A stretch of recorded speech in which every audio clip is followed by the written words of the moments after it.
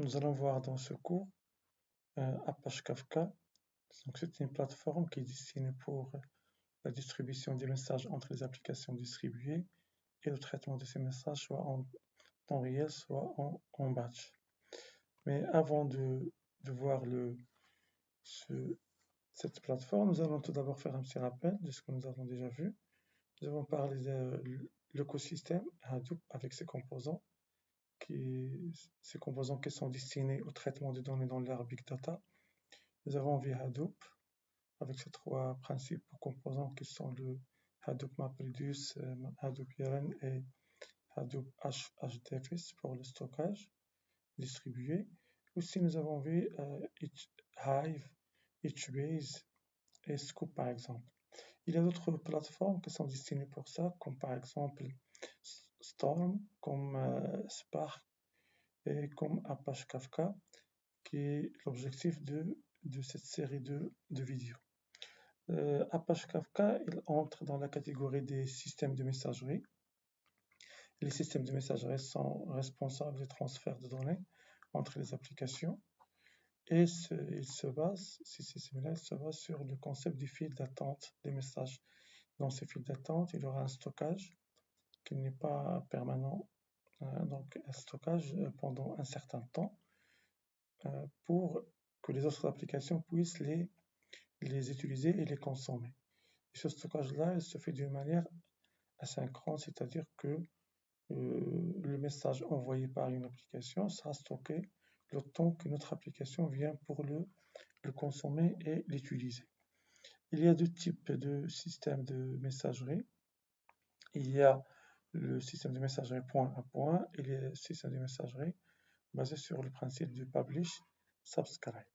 Le premier système de messagerie qui est le système point à point, c'est un système dont les messages sont conservés dans une file d'attente et chaque message sera consommé par un seul consommateur ou au maximum. On peut donner un exemple dans ce sens-là. L'exemple, par exemple, des systèmes de traitement des commandes où chaque commande sera traitée par un processeur de commande, et puis plusieurs processeurs de commande peuvent également fonctionner en même temps.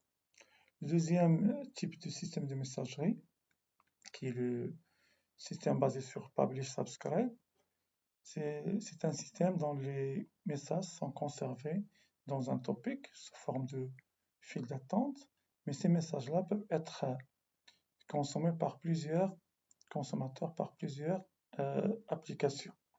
Un exemple, par exemple, comme les Ditch TV, qui publient différentes chaînes comme le sport, les films, etc. Et tout le monde peut s'abonner à son propre ensemble de chaînes et les obtenir chaque fois que ces chaînes souscrites sont disponibles. Ça, c'est pour les deux types de systèmes de messagerie. Maintenant, nous allons voir Apache Kafka en détail. Donc, comme définition, c'est une plateforme qui est écrite en Java et basée sur le principe d'un système de messagerie. Donc, il est écrit comme un journal de validation distribué. Ce sont des distributed commit logs que nous allons voir, ce sont des fichiers log. Et plus récemment, il est défini comme étant une plateforme de diffusion en streaming. Ça veut dire qu'elle permet aussi le traitement en temps réel, comme on va le voir. Donc, il est adapté à la consommation de messagerie hors ligne et en ligne. Nous allons voir aussi que Apache Kafka permet de conserver sur disque les messages et peut aussi les répliquer pour garantir la tolérance aux pannes. Cette plateforme Apache Kafka propose trois fonctionnalités: Kafka Client, Kafka Connect, Kafka Streams. La première fonctionnalité Kafka Client, il est représenté par, on va le voir, des API qui sont les producers et qui permettent de publier les messages ou bien les flux d'enregistrement. Consumer qui permet de consommer ces flux d'enregistrement. Puis pour la deuxième fonctionnalité qui est Stream Processor, donc c'est une fonctionnalité qui permet aux applications de consommer ces messages en temps réel, tandis que La dernière fonctionnalité permet de créer des connecteurs pour le transfert de données entre Kafka et les autres systèmes. Ces trois fonctionnalités sont représentées par 4 API. Donc le premier, c'est Producer API, qui permet aux applications d'envoyer des flux de données au topic du classeur Kafka. Nous allons revenir à ce terme-là pour le définir. Et la deuxième API, c'est Consumer, qui permet aux applications de lire et de consommer les flux de données. Et puis les deux autres, Streams API, qui permet de consommer en temps réel les données, bien sûr, ou de les transformer, donc pour les envoyer à d'autres applications. Et puis Connect, qui permet d'avoir des connexions entre Apache Kafka et les autres systèmes. L'architecture d'Apache Kafka est composée généralement d'un Kafka cluster, parce que Apache Kafka s'exécute en tant que cluster, et un cluster Kafka est un ensemble de serveurs appelés brokers. Ces brokers-là donc peuvent être utilisés comme une couche de stockage, ou bien ils peuvent être utilisés comme des points pour l'importation et l'exportation en permanence des données et des flux de données entre les applications. Ça, c'est pour la première notion concernant l'architecture d'Apache Kafka, qui est Kafka Cluster avec ses brokers. Deuxième composant, c'est Zookeeper.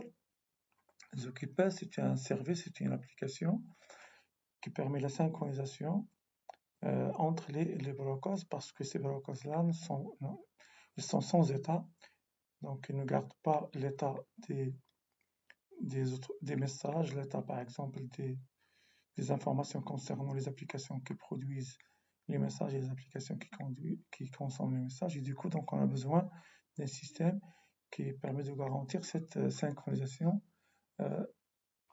entre les brokers. Nous allons voir bien évidemment le rôle quand on va voir un de ces rôles, comme on va le voir dans le cas de l'offset. Mais là, on peut voir dans ce schéma-là que Zookeeper permet de garder tout ce qui est métadonnées concernant les messages, les topics et les brokers, plus les partitions et les offsets que nous allons voir dans le cas de l'architecture d'Apache Kafka.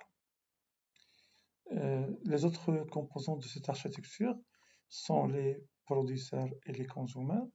Les producers, ce sont des applications clientes qui écrivent et qui publient des données, mais ces données-là seront produites et ces messages-là seront produits pour un topic bien précis, un topic particulier. Tandis que les consommateurs, ce sont les applications aussi, les applications clientes, qui doivent tout d'abord s'abonner à un topic ou bien à plusieurs topics pour qu'ils puissent consommer ces messages. Ces messages représentent l'unité de données dans Kafka. Ils sont représentés par une paire clé-valeur et ils doivent être convertis en un tableau d'octet pour qu'ils puissent être transférés sur le réseau. Et ces messages sont écrits donc dans Kafka par lot. Ça veut dire que un lot est un ensemble de messages et tous produits dans le même topic. Donc la notion de lot, ça veut dire que tous les messages que provient pour un topic particulier représente un flux d'enregistrement, une information complète. Parmi les concepts aussi de cette architecture, la notion de topic. Donc ces messages-là, qui sont dans Kafka, sont classés par topic. Les analogies les plus proches pour un topic sont par exemple les tables des bases de données ou bien les dossiers dans un système de fichiers. Et puis donc, une fois on a ce topic, donc plusieurs producteurs peuvent envoyer des messages à plusieurs topics et plusieurs consommateurs peuvent consommer ici plusieurs messages provenant de plusieurs topics à condition qu'ils s'inscrivent à ces topics.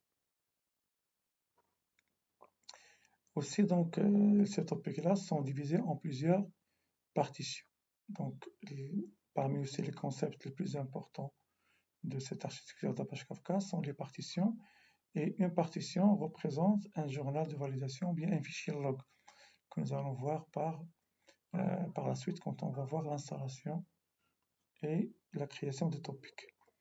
Donc, une partition représente un seul journal de validation, un fichier log, et un topic peut avoir plusieurs partitions pour garantir la lecture en parallèle des messages.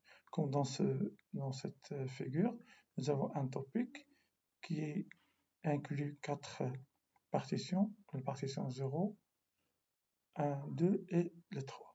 Et les données, bien les messages qui seront écrits par les producteurs, seront ajoutés à la fin de chaque fichier, de chaque partition. Ça veut dire là, on a le principe juste d'append, l'ajout. Donc on ne peut pas faire que l'ajout pendant l'écriture. Et la lecture se fait de l'ancien au nouveau message. Ça veut dire qu'il faut lire toujours l'ancien message avant de passer au nouveau message. Ça, c'est pour les partitions et qui représentent un topic. Et nous avons dit aussi que Apache Kafka propose la tolérance au panne et la réplication. Donc, pour mieux comprendre ça, imaginez par exemple, nous avons un topic de 3 partitions. Je vous rappelle que les 3 partitions représentent des logs, des fichiers. Imaginez ça, nous avons un topic de 3 partitions et nous avons un facteur de réplication égal à 2. Et nous avons 3 brokers. Ça veut dire qu'on a un cluster Kafka composé de 3 serveurs. Donc, dans un premier temps, quand vous créez par exemple un topic, donc, il va créer 3 partitions pour ce topic. Donc, par exemple, la partition 0, la partition 1 et la partition 2. Mais puisqu'on a opté pour un facteur de réplication égal à 2, ce qu'il va faire, il va répliquer les partitions dans les autres brokers, à condition de ne pas répéter la même partition dans le même broker. Ça veut dire le P0 il ne peut pas être répété dans le broker 1 parce qu'il appartient déjà au broker 1. Et du coup, donc on peut dire dans cet exemple que la partition P1 a été répliquée dans le broker 1 et la partition 2 était répliquée dans le broker 2, tandis que la partition P0 a été répliquée dans le broker numéro 3. Comme ça, on a respecté le facteur de réplication. Et dans ce schéma-là, dans cet exemple-là, on peut dire que notre système est tolérant à la panne d'un broker. Ça veut dire que si un broker tombe en panne, ça marche.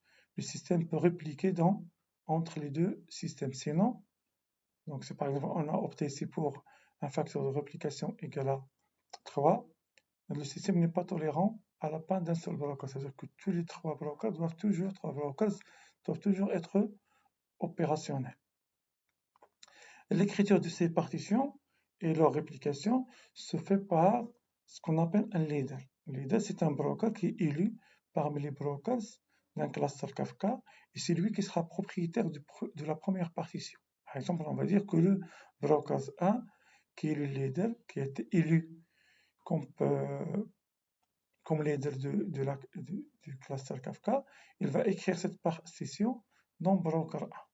Et puis, c'est lui qui va être responsable de la réplication dans un autre broker. Mais cette réplication, il appartient à un autre broker qu'on appelle follower.